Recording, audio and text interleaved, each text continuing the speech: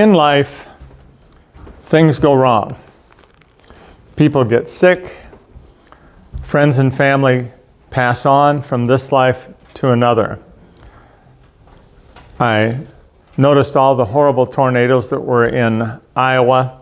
I hear the thunder, but we're not expecting any tornadic weather today. Only just rain and a little wind this morning. But the struggles that people go through, and perhaps many of you have already gone through, losing a loved one, losing a family member, losing a job, losing a house, the list just goes on. And through it all, we're a group of people who, because of what Christ has done for us, have to endure and go through with faith, knowing that the problems of this world are nothing compared to the great joy that we are going to find when we enter into the presence of God throughout all eternity. And Jesus and his disciples and those who followed the Lord in the Old Testament all over and over again gave us some form of insurance and assurance of those things that God has planned, and for us to continue to hold on and march forward even in the face of adversity.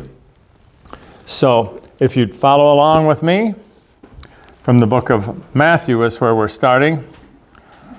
This is spoken by the Lord to at least a couple of the women who had found the tomb empty.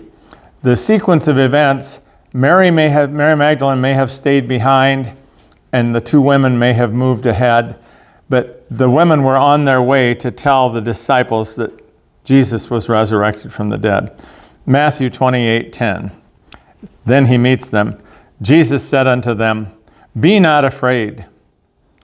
Go tell my brethren that they go to Galilee, and there they shall see me." Be not afraid. That's a tough thing. That's difficult. Beth Ann's doing really well right now. When she was little, anytime there was a storm, thunder or lightning, she had a grandmother that was so fearful that she would take Beth Ann and when she was little and hold her on the lap, and she'd sit there and shake with her as any kind of a storm passed through. And so she grew up being very fearful of storms. And now she's doing well. She's no longer that way. But it took years to get over that. Well, I don't know what it is that you're afraid of. No, I don't like spiders. I killed one in the bath this morning. Yuck. I hate snakes. I don't like mice. They're disgusting creatures. But at the same point in time, whatever it is that you are afraid of, you have to just fear not. Are you afraid of death?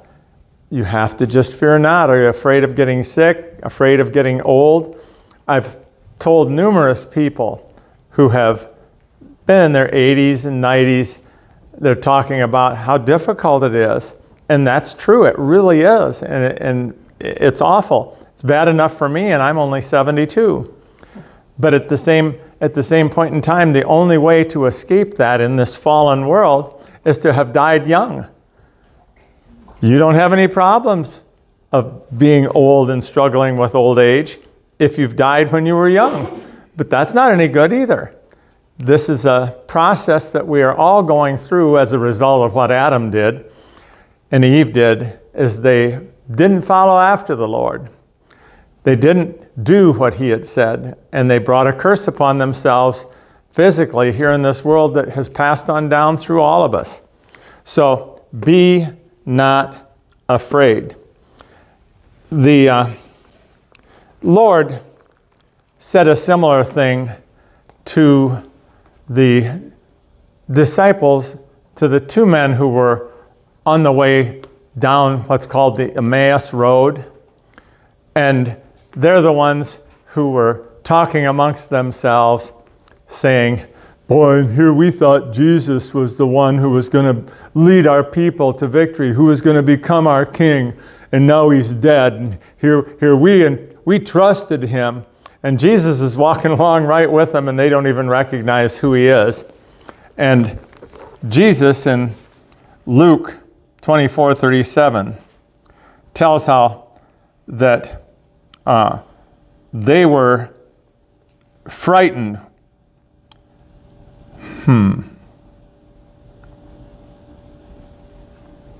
I don't think that's the right verse. I'm going to go on. Jesus says to the disciples who were afraid, this reads to me like this verse is out of the upper room, but we'll see. Verse 38, and he said unto them, why are you troubled? Why do these thoughts arise in your hearts? If you think about, Jesus has just spent 3 years telling them what was going to happen. He has just spent year after year after year explaining who he was and what he had been sent to accomplish. He had even come right out and said to them that he was going to spend 3 days and 3 nights in the heart of the earth, that he was going to rise from the dead. He had explained it very clearly to them. And so when you say something to one of your children and you say, this is this and this is that, okay, you got that? Do you understand? And then it's like it just goes right over their heads. All these years spent, and Jesus shows up and they're scared to death because they think they've just seen a ghost. Why are you troubled? Why do these thoughts arise in your heart? Same kind of thing is said by the Lord unto the people in Deuteronomy 31:6. If this isn't the first verse that I ever preached on when I came to Remington, it's a verse that's very similar to this. And the Lord